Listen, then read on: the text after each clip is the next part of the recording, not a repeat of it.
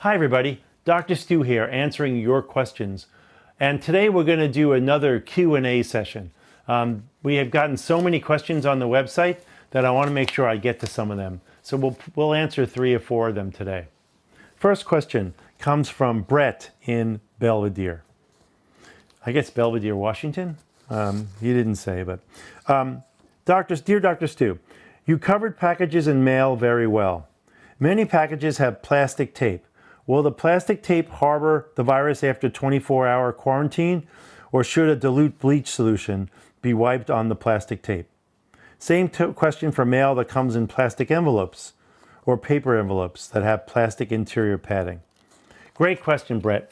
So, when we talked about mail on one of the previous videos, we talked about the fact that paper and cardboard, specifically cardboard because that's what was studied, but we're sort of generalizing to paper as well, that after 24 hours in the laboratory, they didn't find any viable virus on cardboard.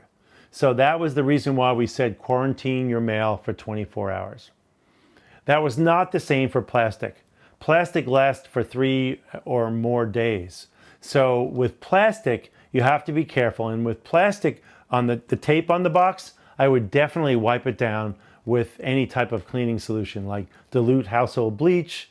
And we talked about that on a video, mixing it 1 part bleach, 6 parts water, or Fantastic or any kind of spray cleaning material. I would definitely wipe down, after the box is sat for 24 hours, I would definitely wipe down the tape.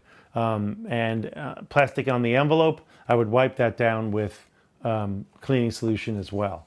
Because although cardboard, the virus is gone in 24 hours, plastic, it clearly showed that 24 hours was not the time limit for virus on plastic.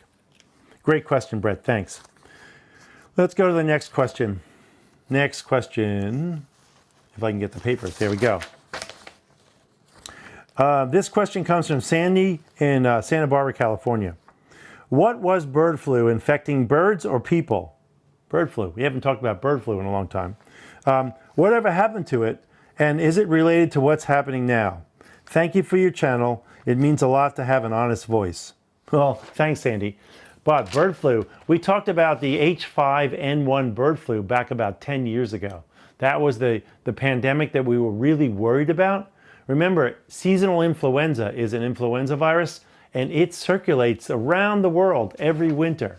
And it also mutates every single year, which is why you need a new flu vaccine every year, because the virus changes. So we have always been worried, those of us that do a lot of pandemic planning, we've always been worried about a pandemic coming out from the influenza virus.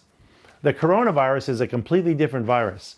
It also circulates every winter, and most coronaviruses cause a cold. So there are 7 types of circulating coronaviruses. 4 of them cause the common cold. So all of you have had a coronavirus already. There are 3 of them that cause severe disease.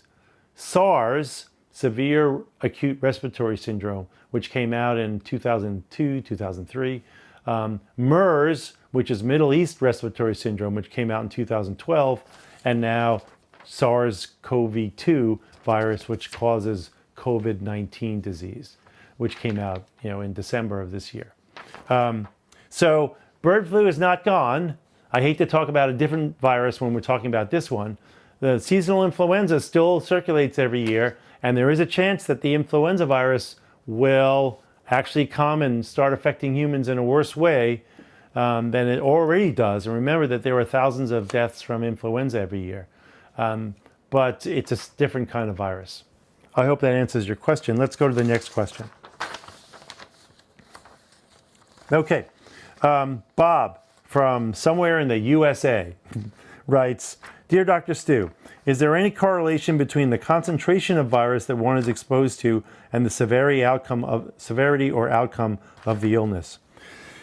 That's a great question, Bob. And unfortunately, we can't really answer that question yet. We don't know the minimum infective dose. How many viral particles do you have to get in your body before you get infected? We don't know that yet about this virus. So we don't know if you're around a very high concentration of virus, there's more of a chance that virus will get in if you're wearing a mask. So even healthcare workers that are wearing masks, if they're in really high concentrations of virus, then there's a higher chance that they'll breathe in some virus and get infected.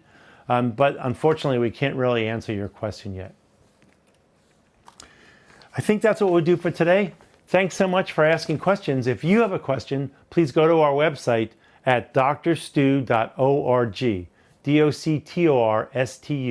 doctorstu.org. You can send in your questions or your comments. I'm happy to answer them. Please subscribe to our YouTube channel, and we'll see you the next time. Thanks so much.